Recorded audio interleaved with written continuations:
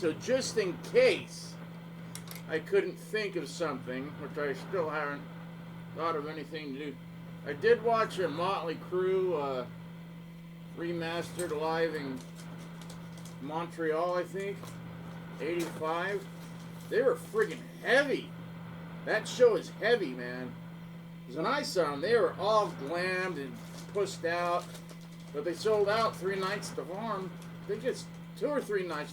No, it was 3 nights at the farm because Nicky and Tommy were pissing themselves because they've only put out 3 albums. But now they're selling out the farm 3 nights.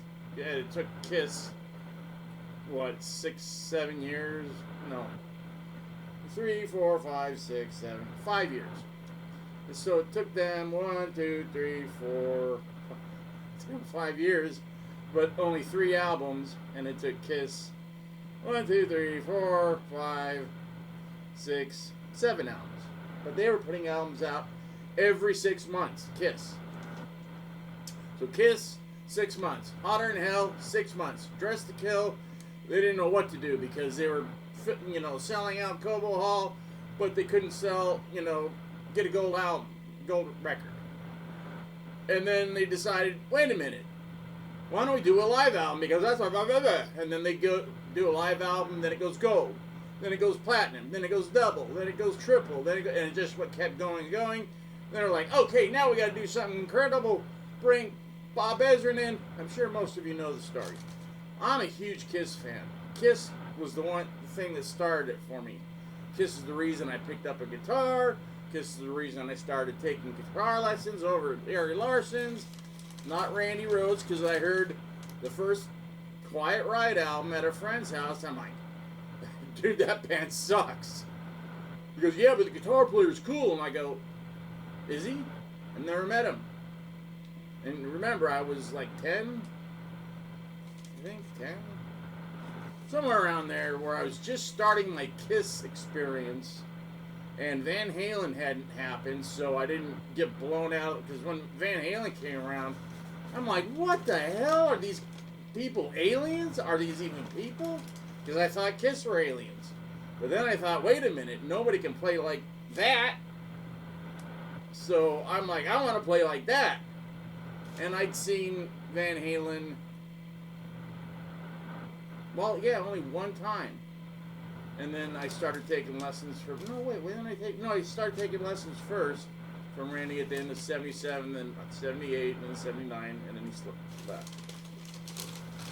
But I kept in contact with him, and every time he came home, we talked and everything. And I can tell you those stories, but I've told him many times where he stopped the car because I waved. I said, hey, when you get time to talk, stop. Or let's talk. And boop, stops his freaking Scirocco. I always forgot what it was. But now it's such a big deal. You can't forget it. And we talked because I wanted him to switch to bass. He goes, all you're doing is you don't want to take the time to learn lead because you're a very good rhythm player. I was for 12 or 11. 12. Oh, and at that time I was like 15. 15 or 16. I was just started high school, and he was back on a break. So anyways, there's that whole talk. If I tell you about that, won't have any time. This is a real Alex Van Halen. So when I need more cowbell, I have it now.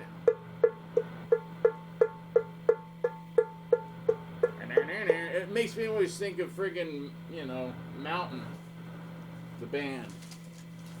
So it's pretty cool, huh? Whatever. I'm getting no feedback from you guys. No. Some people are even, nobody's watching. There's only like 20 people watching. I get like 20 or 30 views if I'm lucky. But the same people, at least they comment, and they're funny, and I'm getting their jokes now. Sometimes I don't get their jokes because I was getting slammed so much for when I came back, online after not playing anything on YouTube for a few years after my mom died. All I got was trolls because I couldn't play at all. Now I can get by a little and suck out some decent rhythms and some mushy leads, and it sounds good, sounds all right. But most people understand that I've been in accents. So I end up with this guitar. Now I've dropped this guitar twice on the floor, once on his face and once on his back. Still.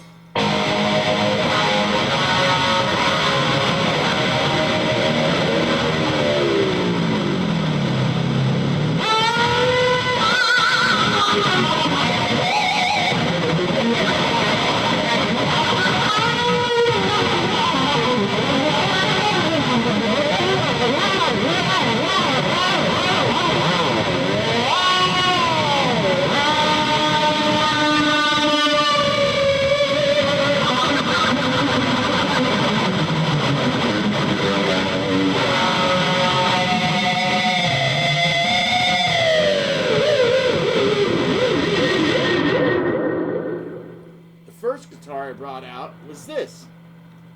A fine example of a Gibson Les Paul. See, it says Gibson, and it's a Les Paul. No, it's a lawsuit, Ibanez, with a Gibson sticker. And I got a Super Distortion and a PAF. That is not hooked up, I don't think. Anyways, it's backwards, and I couldn't get it to stay in tune. And it's got a Tommy Thayer thing, because I was going to just, this is my Tommy Thayer guitar. I ain't buying any of his crap. And then I ended up buying one of his guitars, because it's freaking cool. But I cannot get that thing to even one string to stay in tune. So I'm like, you know what? I haven't played my only Randy guitar that I have here. Or Randy, close to Randy. So I brought this out, and I'm like, cool. I tuned it up, it stayed in tune, and this is not a Sandoval. It's a, what is it? GM. Okay, I keep saying GWP or GMP. There are both GWP and GMP companies in California that make these. I don't know which one it is because it doesn't say anywhere. And the guy that bought it doesn't even remember. But he bought this, and he bought the black one. The black with the white, and then this. And he goes, I don't want both of them. And he goes, the white one, he never plays. I don't know why I bought it. I go, dude, it looks cool.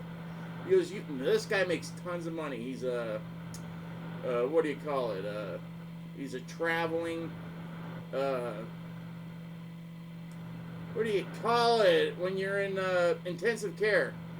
So ICU nurse. So he's an ICU nurse that goes back and forth between Vegas, St. George, and Salt Lake. And he makes so much money that he bought a friggin' Les Paul that had been tweaked out and customized by a friend of mine named Jim. I'm just going to say Jim. That's his first name. Everybody knows Jim T. Everybody knows that he does stuff with guitars. He bought a guitar off of that guy for $22,000. There's no guitar worth $22,000. Unless it was like one of Randy's or maybe one of Eddie's. And I like both those guys.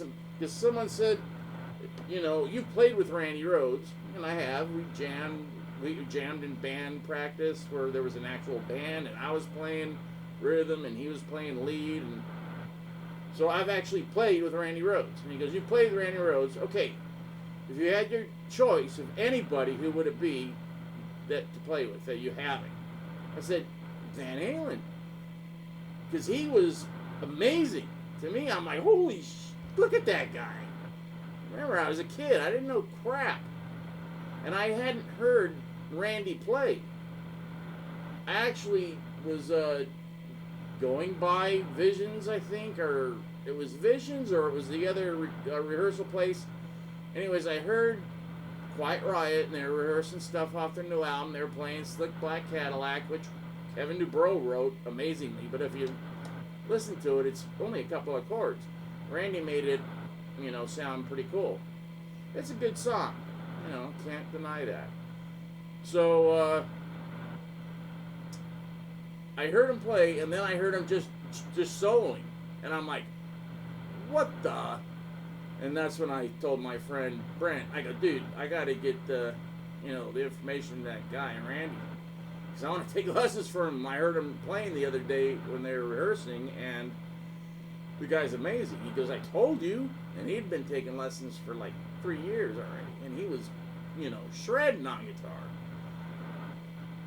At like 12, 13, he had a freaking, when did his dad got him a Gibson Explorer when he was pretty young, and but he could play it, and he had, I think, a high watt stack with, you know, a couple of pedals, and he just, it to me sounded amazing. I was just like, and this was in his garage. He's like, Excuse, gotta come over.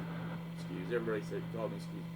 You gotta come over. Listen, my dad, I just got, you know, a stack and a Gibson. I'm like, no way. Because he had a Fender Mustang or something like that, and a little Fender Champ.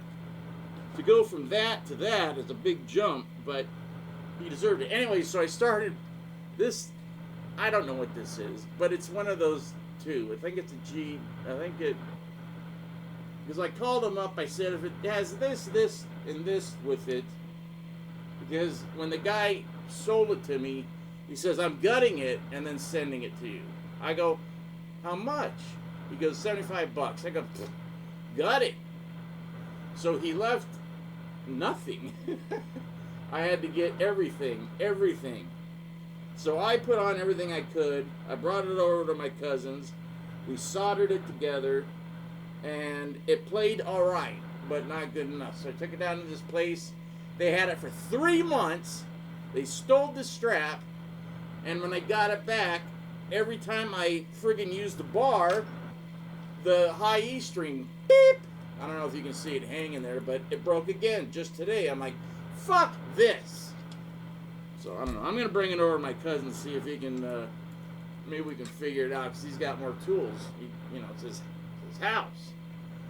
So that's it. So I just showed you Alex Van Halen cowbell, a Ibanez lawsuit Les Paul. What time is it? Because I'm going over to my cousin's now.